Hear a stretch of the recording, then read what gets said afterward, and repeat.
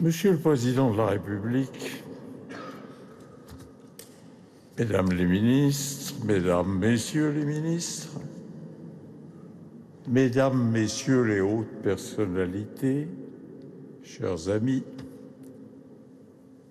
Monsieur le Président de la République, je suis particulièrement sensible à l'intérêt que vous portez à la cause de l'abolition universelle. Soyez-en remerciés au nom de tous ceux qui combattent la peine de mort dans le monde. 40 ans après le vote de l'abolition en France, je veux d'abord saluer la mémoire du président François Mitterrand.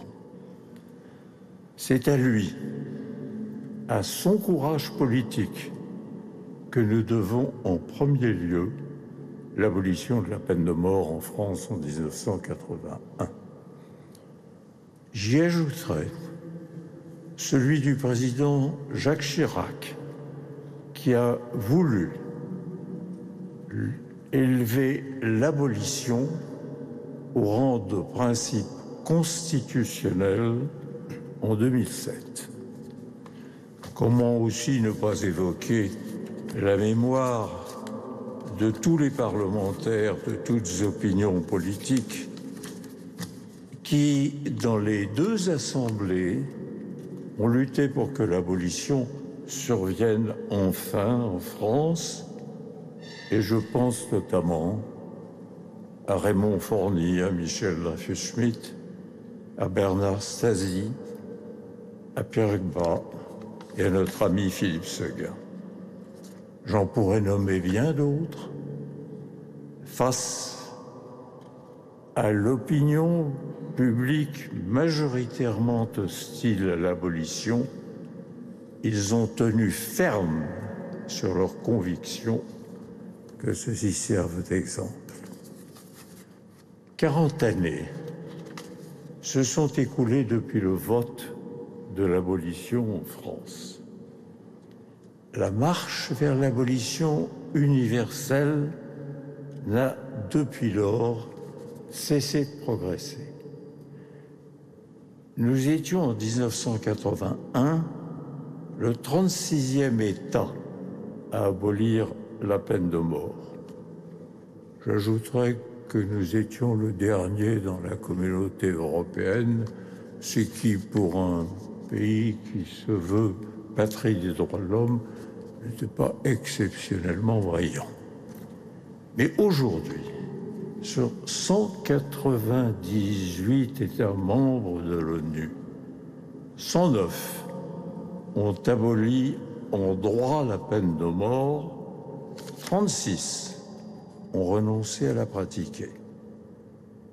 Et en 2020, aux Nations Unies, 123 États ont voté un moratoire sur les exécutions. Ainsi, l'abolition est devenue majoritaire parmi les États du monde.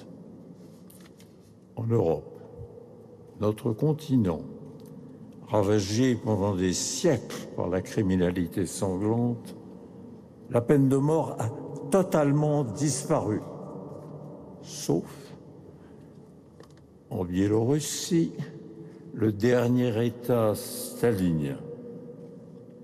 L'abolition est devenue l'un des piliers de la civilisation européenne et la Cour européenne des droits de l'homme, expression judiciaire de la conscience européenne, a condamné solennellement la peine de mort comme une forme de sanction inacceptable.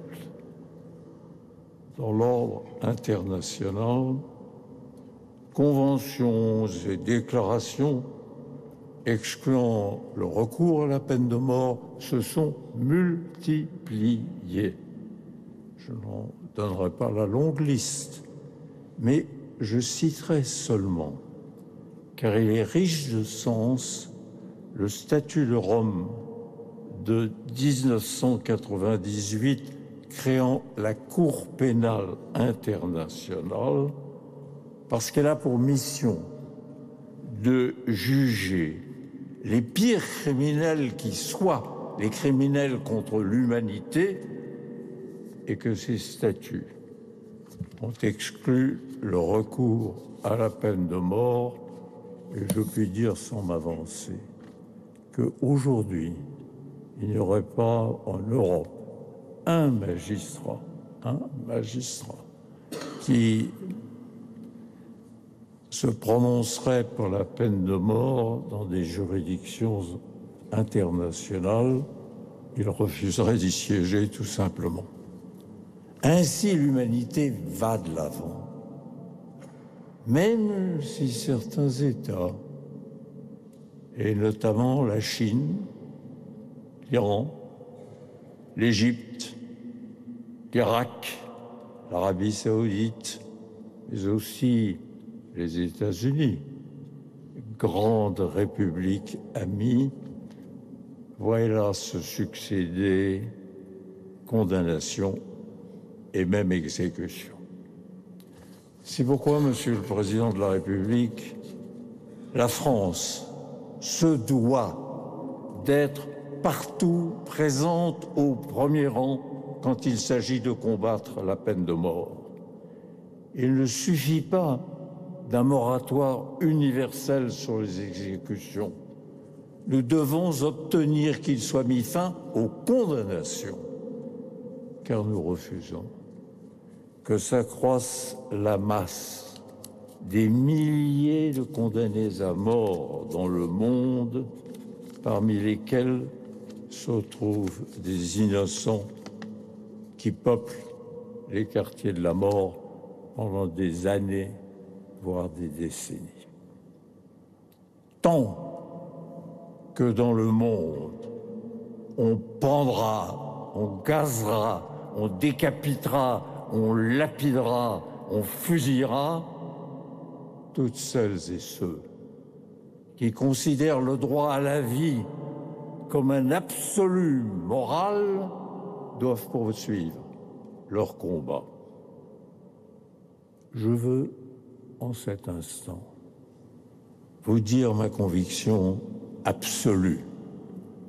La peine de mort est vouée à disparaître de ce monde parce qu'elle est une honte pour l'humanité. Jamais, nulle part, elle n'a fait reculer la criminalité sanglante. Pire encore, s'agissant du terrorisme, ce fléau de notre temps, la peine de mort transformerait le terroriste en martyr ou en héros aux yeux de ses partisans. Et après chaque exécution, un commando de fanatiques se lèverait pour le venger en commettant de nouveaux attentats. En vérité, la peine de mort ne défend pas la société des femmes et des hommes libres, elle la déshonore. Ainsi, devons-nous refuser toujours et partout que sous couvert de justice, la mort soit la loi. Est-ce à dire que là où l'abolition est acquise, notre tâche est terminée? L'abolition ferme les pages sanglantes de notre justice, mais elle en ouvre une autre, parce qu'elle lui laisse la vie. La justice, et au-delà, la société tout entière, doivent permettre aux condamnés d'exercer ce droit dont Victor Hugo, le plus grand des abolitionnistes, disait déjà que nul ne saurait en être privé, le droit d'être meilleur. Comment s'exercera-t-il ce droit? Sinon par les modalités de la peine que la loi et la justice auront tracées pour lui. Mais cette transformation, cette ascension espérée du condamné elle ne peut se réaliser qu'avec lui, ou mieux encore, grâce à lui. Chimère d'un humanisme aveugle, diront les partisans de la peine de mort. Conviction et surtout lucidité, répondent les abolitionnistes, en rappelant que les condamnés à de longues peines, soumis à un régime pénitentiaire qui allège ses rigueurs avec le temps, ne réitèrent pas à leur libération les crimes de sang. Encore ne devons-nous jamais oublier les malheurs et les douleurs des victimes. Leurs droits et leurs conditions doivent être notre constante préoccupation, comme je l'ai voulu dans mes fonctions à la chancellerie. Le crime est le lieu géométrique de la souffrance humaine, que notre société en soit toujours consciente. Ce que nous célébrons ainsi aujourd'hui, ce n'est pas seulement l'anniversaire d'une loi de la conscience universelle, c'est l'affirmation éclatante que la vie humaine est sacrée dans une civilisation fondée sur les droits de l'homme.